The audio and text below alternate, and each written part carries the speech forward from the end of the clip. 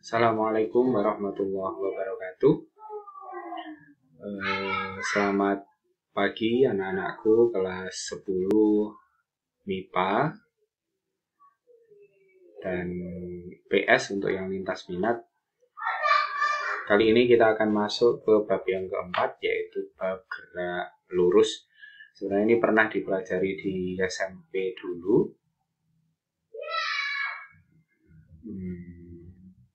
Kita langsung ke materinya. Kita lihat di peta konsepnya terlebih dahulu. Di sini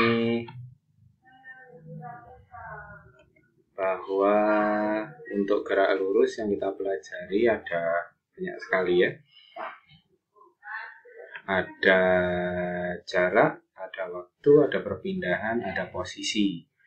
Nanti di jarak dan waktu ada kelajuan, rata-rata kelajuan sesaat. Ketika jarak dengan waktu juga akan timbul percepatan rata-rata, percepatan sesaat. Di waktu dengan perpindahan akan timbul kecepatan rata-rata, kecepatan sesaat. Nah, nanti kita akan pelajari satu persatu. Kemudian di gerak lurus dibagi menjadi dua, yaitu ada GLB dan GLBB yang pernah kalian pelajari di kelas berapa? Kelas 9 ya insya Allah. Di SMP dulu ada GLB dan GLBB, gerak lurus berubah beraturan dan gerak lurus, GLB gerak lurus beraturan dan GLBB gerak lurus berubah beraturan. Ini ada satu lagi yaitu GLBTB. Ini sebenarnya dipelajari di nanti kalau sudah kalian kuliah ambil jurusan fisika atau teknik fisika atau fisika murni akan ketemu dengan GLBTB, gerak lurus berubah beraturan. Tapi kali ini di SMA kita belajar dua ini dulu, yaitu GLB dan GLBB ya. Kita masuk ke materinya. Yang pertama pengertian gerak. Apa sih gerak itu? Jelas dari segi bahasa gerak itu adalah kita melakukan suatu perpindahan ya, atau kita melakukan perpindahan tempat seperti itu dari posisi awal dengan posisi akhir. Itu adalah gerak. Ini banyak sekali, nanti bisa kalian pelajari sendiri ya. Ini dicontohkan ini. Gambar seorang berjalan pada kereta api yang melaju. Dari gambar di atas, maka bergerakkah orang tersebut terhadap gerbong kereta api? Beri penjelasan. Bergeraklah orang tersebut terhadap kursi-kursi dari gerbong kereta api? Beri penjelasan. Bergerakkah gerbong kereta api terhadap stasiun kereta api? Beri penjelasan. Kalau dari pertanyaan ini, menurut Pak Irfan, ya memang semua orang ini bergerak ya. Tinggal dilihat dari titik acuannya. Kalau kita lihat dari gerbong kereta api, ya dia berpindah gitu ya. Kemudian dari kursi-kursi kereta api dia juga berpindah karena dia ada posisi awal dan posisi akhir. Kalau dari gerbong kereta api terhadap stasiun, sama ini ya, dia juga berpindah. Kemudian kita lanjut ke yang kedua, ada jarak dan perpindahan. Kalian harus bisa membedakan perbedaan antara jarak dan perpindahan. Jarak adalah panjang lintasan yang ditempuh oleh benda selama bergerak. Ini simbolnya S ya. Kalau perpindahan adalah perubahan posisi dari posisi awal ke posisi akhir selama dia bergerak, disimbolkan S bar. Jadi S atasnya dikasih tanda vektor. Karena perpindahan ini termasuk besaran vektor dan jarak besaran skalar. Jadi bedanya gini nak. Kalau jarak itu adalah panjang total, lintasan total yang ditempuh oleh suatu benda. Nah, kalau perpindahan itu adalah perpindahan atau perubahan posisi dari posisi awal ke akhir. Jadi nanti kita lihat contohnya pasti akan paham. Perpindahan dibagi menjadi dua, ada perpindahan positif dan perpindahan negatif. Kalau perpindahan positif itu berarti sama-sama ke kanan kalau kita buat arah ya, sama-sama ke kanan. Kemudian kalau negatif berarti dia berpindah ke kiri kalau dibuat arah. Contohnya seperti ini ya. Nah, kita berarti menempuh lintasan setengah lingkaran dengan jari-jari 50 meter. Jika lintasan ditempuh kita dari A dan B dan berhenti di C, berapa jarak dan perindahan dari A ke B kemudian ke C? Nah, kalau ditanya jarak itu ya lintasan total dari A ke B ini berapa? Ya, dari A ke B ini berarti kita ngitung keliling lingkaran ya. Ya, separuhnya keliling lingkaran ditambah setengah jari-jarinya, setengah ditambah setengah diameter atau jari-jarinya. Itu jarak dari A ke B, setengah keliling ditambah jari-jarinya. Itu jarak.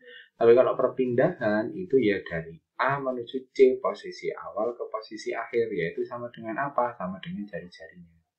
Jadi saya ulangi lagi, kalau perpindahan itu total, A ke B dihitung, kemudian B ke C dihitung ditambah. Tapi kalau perpindahan, ya dari A menuju C ini berapa? Nah, sudah tahu ya bedanya ya. Kemudian lanjut yang ketiga, ada kecepatan dan kelajuan. Kalau kecepatan bahasa Inggrisnya velocity, simbolnya V. Tapi kalau kelajuan atau laju itu speed, simbolnya V, sama-sama V, cuma ini V ada barnya, ada threadnya sama kayak perpindahan, tapi kalau kelajuan tidak ada ya. Jadi kecepatan itu besaran vektor, kelajuan besaran skalar. Nah, ini simbolnya.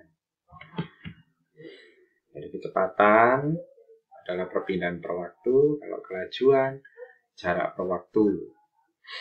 Bedakan, kecepatan tadi kan saya bilang dia vektor karena dia dihubungkan dengan perpindahan. Perpindahan kan vektor, maka kecepatan juga vektor. Kalau kelajuan dia skalar, karena jarak itu skalar, maka kelajuan juga skalar. Kecepatan dibagi menjadi dua, ada kecepatan tetap, kemudian ada kecepatan rata-rata, kecepatan saat, ada tiga. Kecepatan tetap, kecepatan rata-rata, dan kecepatan sesaat. Bedanya di mana, Pak? Kalau kecepatan tetap berarti ya konstan ya. Rumusnya di sini adalah Vs per T, jarak atau perpindahan per waktu, meter per sekon. Kalau kecepatan rata-rata adalah kecepatan yang terdiri dari dua keadaan.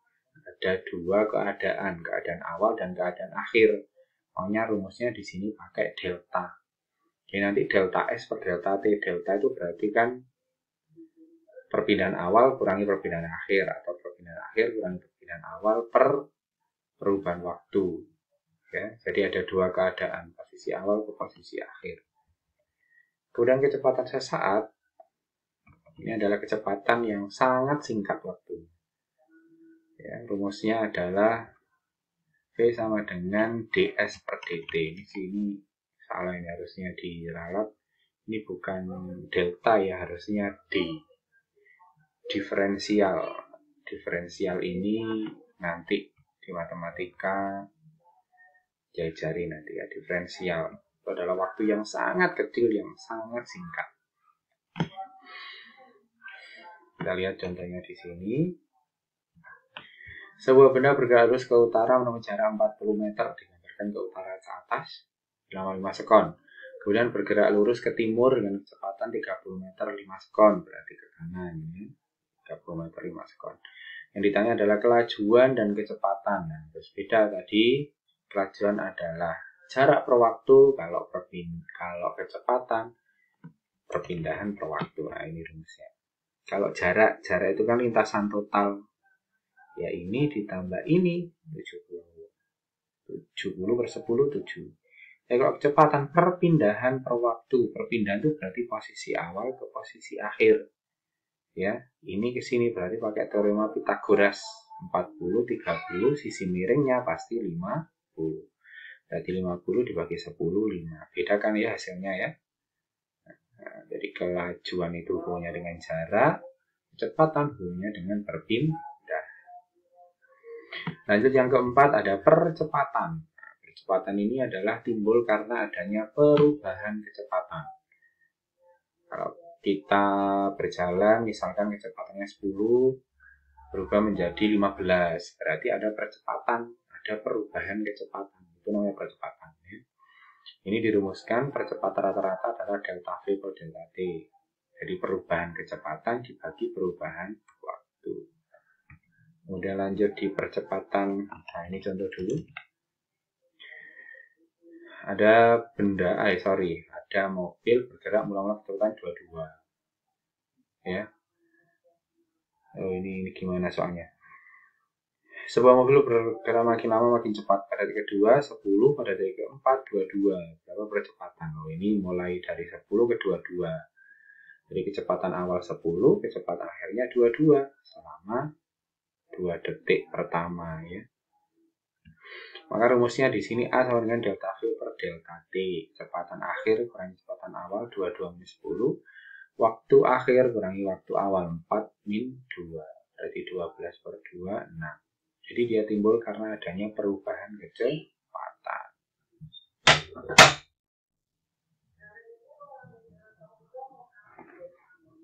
Mari.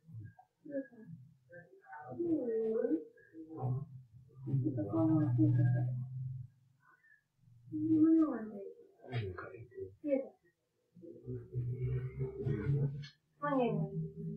Kalau naik gede.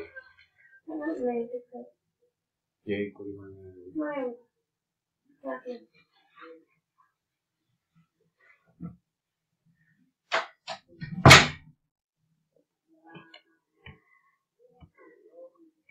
Selanjutnya ada percepatan sesaat, ya, mirip dengan kecepatan sesaat. Jadi percepatan sesaat adalah percepatan yang waktunya sangat singkat.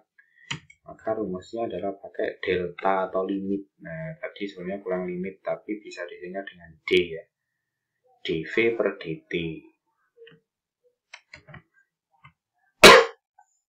Percepatan ada dua, yaitu percepatan yang positif dan percepatan negatif. Percepatan yang positif berarti dia dipercepat. Kalau percepatan yang negatif berarti dia diperlambat atau nama lainnya perlambatan. Jadi perlambatan di sini adalah kecepatannya itu menurun.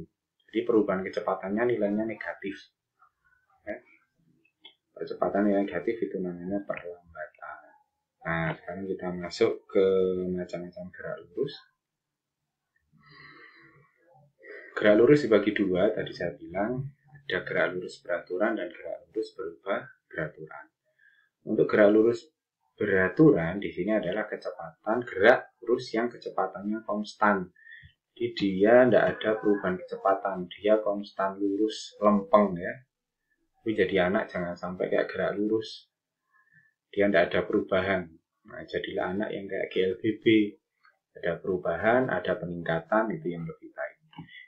Untuk GLB, grafiknya ini ya, hubungan S dengan T, hubungan jarak dengan waktu. Dia hubungannya, gambarnya grafiknya miring ke atas. Ini artinya dia kecepatannya konstan. Kemudian V dengan T, grafiknya lurus. Jadi, kapanpun, dimanapun, kecepatannya selalu sama. Rumusnya cuma satu ini.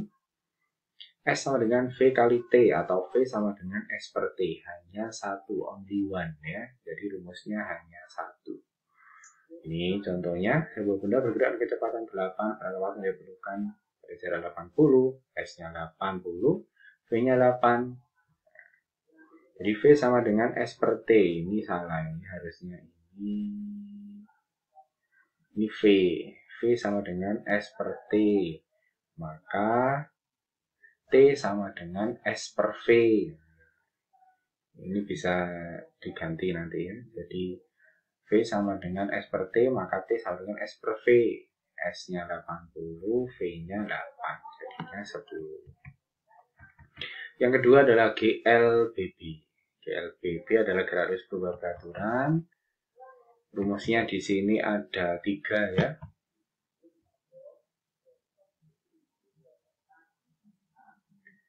Ada VT sama V0 A kali T.